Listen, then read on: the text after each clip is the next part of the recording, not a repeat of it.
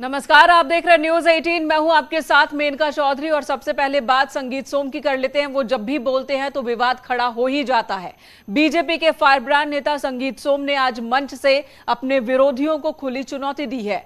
मंच से बोलते हुए संगीत सोम ने कहा कि सरधना में 10 साल बाद कुछ लोग फिर से व्यवस्था बिगाड़ने की कोशिश कर रहे हैं और ऐसे लोगों का इलाज करना अच्छे से जानते हैं। उन्होंने कहा कि सरधना में गुंडई करने वालों का इलाज कर दिया जाएगा। संगीत सोम सरधना में 10 साल बाद इस बार चुनाव हार गए थे, जब समाजवादी पार्टी के अतुल प्रधान मौजूदा विधायक हैं, जिन्होंने उन्हें हराया। पिछले कुछ समय से 2-4 महीने से, मैं 3 महीने से देख रहा हूं, मुझे कुछ शिकायत भी मिल रही है। सामूहिक मंच से कहने का मौका नहीं मिला। कुछ लोग गुंडई करने की कोशिश शायद कस्बे में कर रहे हैं 10 साल बाद फिर से। मुझे लगा है ऐसा है पंकज जी। मैं मंच के माध्यम से ही समझा देना चाहता हूं, मैं भी गया नहीं हूं, यही हूं। अगर जरा सी भी कस्बे में व्यवस्था बिगाड़ने की किसी ने कोशिश करी तो आप जानते हैं कि संगीत सोम कस्बे में एक गुंडई करने वाले का इलाज करने में मुझे देर नहीं लगेगी। फिर मैं देख लिया, मैं देख रहा था, देख लूं, छांट लूं। 10 साल से जो छुपे हुए थे, कौन कौन गुंडागर्दी कर रहा है। कस्बे की व्यवस्था एक आदमी ने भी बिगाड़ने की कोशिश करी तो आप जानते हैं कि पीछे भी मैंने क्या इंतजाम करे और आगे भी क्या करूंगा। ताकत में कम नहीं हुआ हूं मैं। किसी के दिमाग में ये गलत फहमी हो कि संगीत सोम ताकत में कभी भी 100 विधायकों के बराबर अभी हूं अकेला में, तो आप सब लोग अपने कस्बे में मिलजुल कर रहे और कोशिश करें कि जरा जरा सी बात पे कोई आपस में भेदभाव ना करे, आपस में लड़ाई ना करे, आपस में मनमुटाव ना करे। और समाजवादी पार्टी ने संगीत सोम के बयान पर कहा कि सरकार को ऐसे नेताओं पर फौरन एक्शन लेना चाहिए जो सार्वजनिक मंच से इस तरह के बयान दे रहे हैं। उत्तर प्रदेश के अंदर में कानून व्यवस्था को पूरी तरह से भारतीय जनता पार्टी के नेताओं ने ही ध्वस्त किया हुआ है। अब ये जिम्मेदारी सरकार की होती है कि 15 अगस्त के दिन अगर कोई व्यक्ति इस तरह की बातें कर रहा है तो सरकार को उस पर कार्रवाई करनी चाहिए। भाई, आप खुलेआम धमकी देने की बात करते हैं तो ये कानून व्यवस्था का मामला है, तो सरकार को उसको संज्ञान में लेना चाहिए। कम से कम ये स्वतंत्रता का दिन है जिस दिन लोग एक दूसरे के साथ भाईचारे के हिसाब से रहते हैं। तिरंगे का मतलब, तिरंगे का संदेश ही यही है कि हम सब हर वर्ग, जाति, धर्म के लोग एक साथ मिलजुल के रहें, क्योंकि ये हिंदुस्तान है, आपस में भाईचारा रहे। और आप उस दिन ही यहाँ पे धमकी देते हो विपक्ष को देख लेने की बात अगर करोगे आप, तो इसके मतलब आप कानून व्यवस्था को चैलेंज करते हो और सरकार को इसको कड़ी से कड़ी कार्रवाई करनी चाहिए।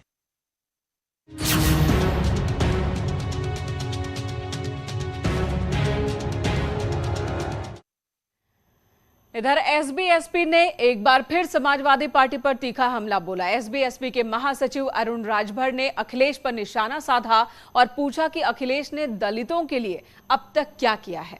जब सत्ता में थे तब भी दलितों और अति पिछड़ों के बारे में कुछ नहीं सोचा और अब बीजेपी पर निशाना साध रहे हैं। सबसे ज्यादा अति पिछड़ों का हिस्सेदारी अगर लूटने में किसी पार्टी को बताया जाएगा, किसी पार्टी का जिम्मेदार माना जाएगा तो समाजवादी पार्टी है। अभी ये विधानसभा चुनाव उठाकर देखेंगे, पहले चरण में 59 सीटों का चुनाव हुआ। ये बता दें कितने अति पिछड़ों को टिकट दिया था, कितने अति पिछड़ों को सरकार में रहते हुए थाने पर, तहसील पर, ब्लॉक पर, मुख्यालय पर, कमिश्नरी और सचिवालय में नौकरी दिया था। कितने दलितों को इन्होंने उत्तर प्रदेश में इन्होंने सबसे पहले आप देखिए कि प्रमोशन में आरक्षण कौन खत्म किया था। बनते हैं दलितों के हिमायती, सरकार में रहेंगे तो प्रमोशन में आरक्षण खत्म करेंगे और उसके बाद कहेंगे मैं दलितों का हिमायती। सबसे ज्यादा अति पिछड़ों पर अत्याचार, जमीन लूटी गई समाजवादी पार्टी की सरकार में, सबसे ज्यादा अति पिछड़ों की, सबसे ज्यादा अत्याचार दलितों पर समाजवादी पार्टी की सरकार में। जब ये सरकार में रहते हैं तब ये अत्याचार भूल जाता है, इनकी सरकार में होता है तब नजर नहीं आता है। दूसरी की सरकार में बहुत ज्यादा खाने लगते हैं कि यहां ये हो रहा है। सबसे ज्यादा रेप, हत्या, लूट, बलात्कार, छिनैती, डकैती, सबसे ज्यादा अगर रिकॉर्ड उठाकर देखेंगे तो समाजवादी पार्टी की सरकार में। और दूसरी चीज, भारतीय जनता पार्टी की सरकार में ये आरोप लगा रहे हैं कि ऐसे ऐसे चीजें हो रही। हमें तो नहीं लगता एक भी दंगा हुआ हो, एक भी पूरे उत्तर प्रदेश में कहीं इस तिरंगे यात्रा में हमने देखा है राष्ट्रभक्ति लोगों के अंदर जागी। पूरे राष्ट्र में, भारतवर्ष में पहली बार मैंने देखा कि लोग एकदम समर्पण के भाव से अपने बलिदानी कुर्बानी दिए हुए तमाम स्वतंत्रता सेनानी, तमाम हमारे राजनेता जो थे जिन्होंने कुर्बानी देकर इस देश को आजादी दिलाई, उनके याद में तिरंगे को बहुत सम्मान से सलामी दिया लोगों ने। लेकिन आज जिस तिरंगे को लोगों ने सम्मान की निगाहों से अपनाने का प्रयास किया, अपने दरवाजे पर झंडा टांगने का प्रयास किया, समाजवादी पार्टी उस पर भी राजनीति करने का एक रास्ता निकाल लिया। और इनके लोग स्वतः इस तरह का कार्यक्रम चलाते हैं और दूसरे दलों को बदनाम करने का काम करते हैं। और जाहिर सी बात है, जब राजभर की ओर से हमला होना था तो समाजवादी पार्टी को जवाब देना ही था। सुनिए क्या पलटवार समाजवादी पार्टी की ओर से हुआ है। सरकार चल रही है, भारतीय जनता पार्टी की सरकार से सवाल पूछने की हिम्मत नहीं होती है। उनकी स्क्रिप्ट को लेके पढ़ते रहते हो और 12 से 17 की बात कर रहे हो, 17 से 22 की बात कौन करेगा? जनता ने जिनको चुना है उनके खिलाफ कौन बोलेगा? महंगाई बेरोजगारी के खिलाफ कौन बोलेगा? उसके खिलाफ आप नहीं बोल पा रहे हो। कमाल के भाई ये सोहेल देव पार्टी है, माने विपक्ष के खिलाफ बोल रही है, सत्ता के खिलाफ नहीं बोल पा रही। इससे आप समझ सकते हो कि इनकी मानसिकता क्या है। राजनीति का शायद यही उसूल है, जब साथ रहते हैं तो एक दूसरे की अच्छाई नजर आती है, अलग होते साथ एक दूसरे की खामियां निकालने लगते हैं। लखनऊ से इस वक्त की बड़ी खबर, सरकारी कर्मचारियों के तबादले पर यह बड़ी खबर आ रही है। सीएम की मंजूरी के बिना कोई तबादला नहीं होगा। सरकार ने बदल दी है तबादला नीति, 2022-23 नीति लाई गई है और इस नीति के मुताबिक सीएम की मंजूरी के बिना कोई भी तबादला नहीं होगा। सरकारी कर्मचारियों के तबादले में करप्शन के मामले सामने आते रहे हैं और इसे लेकर, इस पर कंट्रोल करने को लेकर ही शायद ये एक बड़ा फैसला लिया गया और बदलाव किया गया है। अनामिका इस वक्त हमारे साथ मौजूद है। अनामिका, बड़ी खबर आ रही है, कोई तबादला नहीं होगा जब तक सीएम की मंजूरी नहीं होगी। देखिए, ये एक प्रक्रिया है जिसके तहत जो ट्रांसफर सेशन था वो ऑलरेडी खत्म हो चुका है। इस बार का ट्रांसफर सेशन 15 जून से शुरू होकर के 30 जून तक चला। हालांकि कोविड काल की वजह से 2 साल तक तबादले नहीं हो पाए थे। 2 सालों के बाद जब इस बार सेशन खुला तो अलग अलग विभागों में तबादले हुए। बहुत सारे विभाग ऐसे भी हैं जिन तबादले नहीं हो पाए हैं, हालांकि बहुत सारे विभाग ऐसे भी थे जहाँ पे गड़बड़ी की खबर सामने आई थी। कुल मिलाकर ये ट्रांसफर सेशन खत्म हो चुका है और चीफ सेक्रेटरी की ओर से पत्र जारी करके ये कहा गया है, समूह क, ख, ग और घ के जो कार्मिक हैं अब उनके ट्रांसफर्स मुख्यमंत्री की परमिशन के बिना नहीं हो पाएंगे। यानी कि जो पूरे साल ट्रांसफर होते हैं मेडिकल ग्राउंड पर या फिर बाकी सारे ग्राउंड भी होते हैं, तो प्रक्रिया का ये हिस्सा होता है कि जब ट्रांसफर सेशन ना हो उस केस में मुख्यमंत्री की परमिशन से ही तबादले होते हैं। इसका नोटिफिकेशन जारी किया गया चीफ सेक्रेटरी की ओर से और जानकारी दी गई है कि अब चूंकि तबादले सेशन खत्म हो चुका है, लिहाजा अब जो भी तबादले होंगे वो सीएम की परमिशन से होंगे। धन्यवाद अनामिका इस वक्त पूरी जानकारी देने के लिए।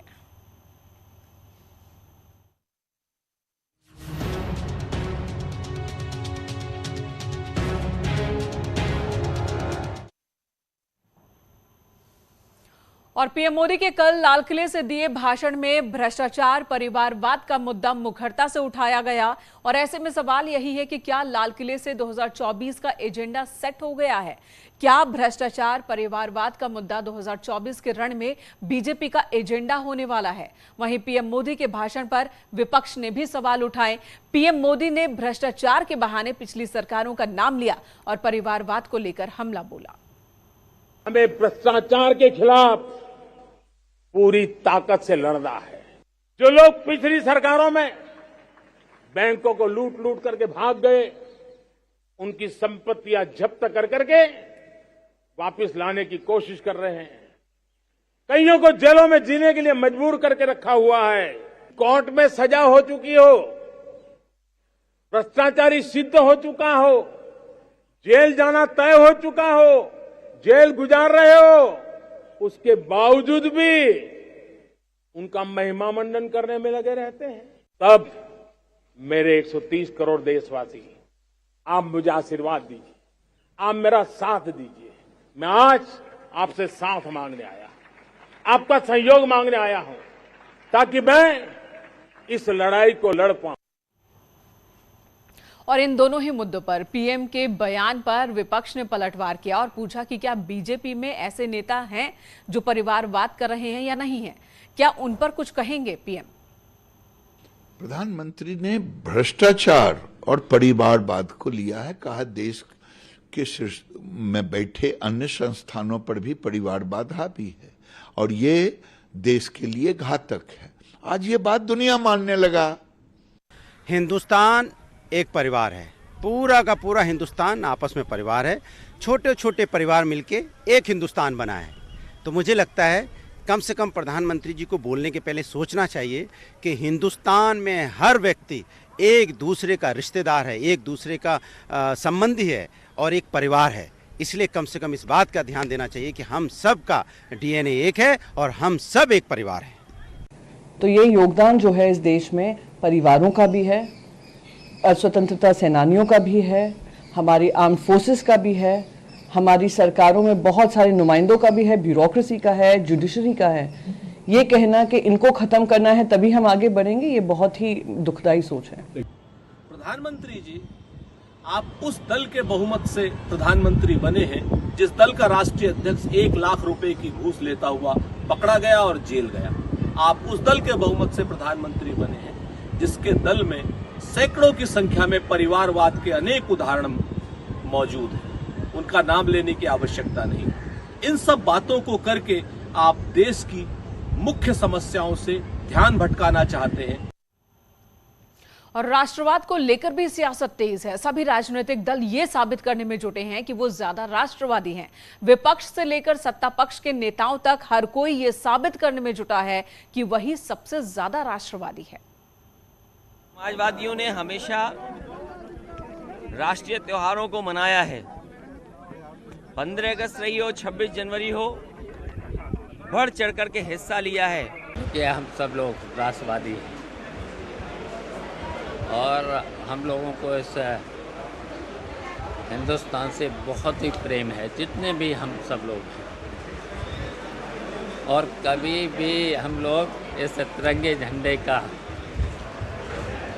अपमान नहीं होने देंगे। मैं जहां जा रहा हूं हर घर के ऊपर तिरंगा दिख रहा है और प्रधानमंत्री जी ने तो कहा था हर घर तिरंगा, लेकिन हर बस तिरंगा, हर ट्रक तिरंगा, हर रिक्शा तिरंगा, मतलब जहां देखिए वहां तिरंगा लगा हुआ है। तो ये दिखाता है कि मतलब कितना प्रेम है देश के लिए लोगों के अंदर। और देखिए एक बात कही जाती है कि जो आपके अंदर इमोशन है वो दिखाना चाहिए।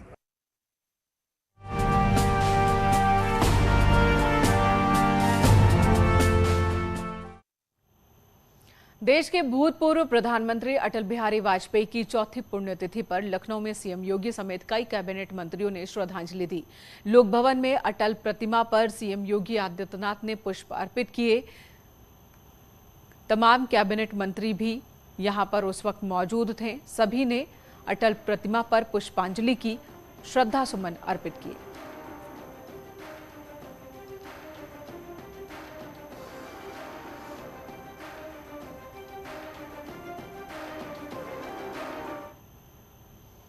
वहीं दिल्ली में प्रधानमंत्री नरेंद्र मोदी ने सदैव अटल स्थल पहुंचकर श्रद्धांजलि अर्पित की।